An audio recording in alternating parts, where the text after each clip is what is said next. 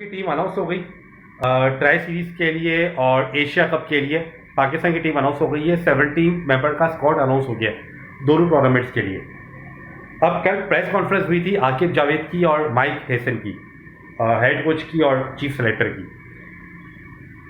Press conference हुई, तकरीबन 12-15 सवाल हुए इन लोगों से और सारे के सारे इसी पे थे कि भाई बाबर को क्यों नहीं लिया, रिजवान को क्यों नहीं लिया, बाबर को क्यों नहीं लिया, रिजवान को क्यों नहीं लिया। भाई बात यह है कि वो पिछले 6 महीने से आपके T20 के स्क्वाड का पार्ट नहीं है। सारे जर्नलिस्ट को मैं बताना चाह रहा हूँ कि भाई T20 का पार्ट वो लोग नहीं है पिछले 6 महीने से, तो कैसे अभी इतने बड़े टूर्नामेंट में आ जाएंगे, पहली बात। दूसरी बात ये है कि ओडीआई की परफॉर्मेंस आप लोग के सामने है इनकी। वेस्ट इंडीज़ के अगेंस्ट जो ओडीआई की सीरीज हुई थी उसमें इन लोगों ने क्या उखाड़ लिया, तो अब किस बेसिस पाएंगे। तो आप लोग जो सवाल करते हो प्रेस कॉन्फ्रेंस में, तो आप लोग ऐसे सवाल तो करो जो कुछ सेंस बनाए। भाई ठीक है, एक आध सवाल कर लिया सही है, डेट्स फाइन, बड़े नाम है, चलो एक दो सवाल हो गए।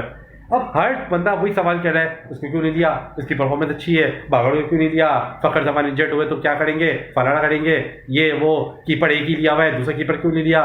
बस हर सवाल घूम फिर के उन्हीं पे ही आ रहा है। वो भी जवाब देते कि थक गए, 10 मिनट हो गई प्रेस कॉन्फ्रेंस पे, तो आके जावेद ने बराबर वाले को बोला कि भाई अब खत्म कर दो प्रेस कॉन्फ्रेंस, एक ही सवाल हुए जा रहे हैं।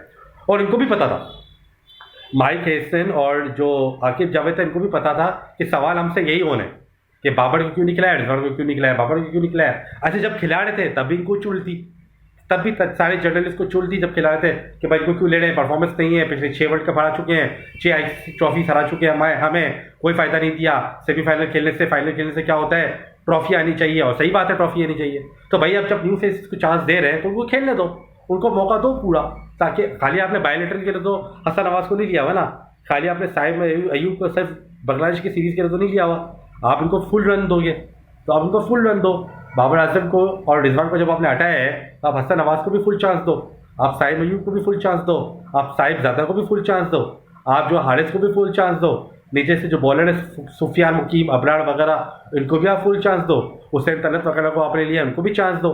भाई सबको भी खिलाओ ना, सलमान मिर्जा को लिया उसको भी चांस दो, सबको खिलाओ। फिर ये क्या बात हो गई कि हाँ भाई बाबर आजम को क्यों नहीं लिया, रिजवान को क्यों नहीं लिया, बाबर आजम को क्यों नहीं लिया।